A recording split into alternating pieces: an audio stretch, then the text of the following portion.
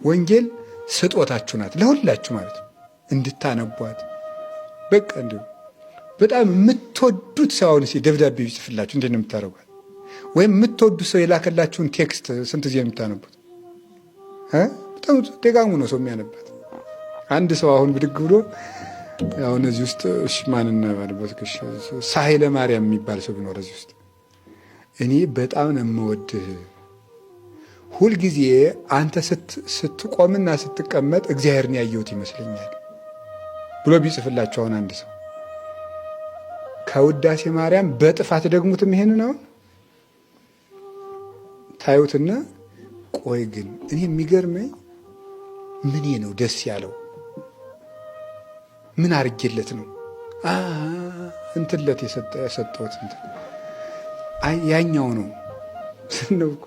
አንድ ሰው ዝም ብሎ እንደው ታውትና ሰው እኔ በጣም ነው የምወድ ብሏችሁ ቢያልፍ ራሱ ቆይ እንጂ እንተዋወቅ አትል ዝም ብሎ እንደው አሁን ሲያልፍ አንድ ሰው እኔ ደስ ትለኛለህ ብሏችሁ ቢያል ቆይ እንላለን። እግዚአብሔር እወዳችኋለሁ ብሎ የጻፈልን ደብዳቤ እኮ ነው ወንጌል ማለት። እግዚአብሔር እኔ ልጄ በጣም ነው የምወድህ፣ ልጄ በጣም ነው የምወድሽ ብሎ የጻፈልን እኮ ነው። እውነቴ እኮ ነው የምነግራችሁ። ወድጃችኋለሁ ብሎ የጻፈልን። አሁን ይህን ደብዳቤ ከመናቅ በላይ ለነፍስ ምን በሽታ አለ?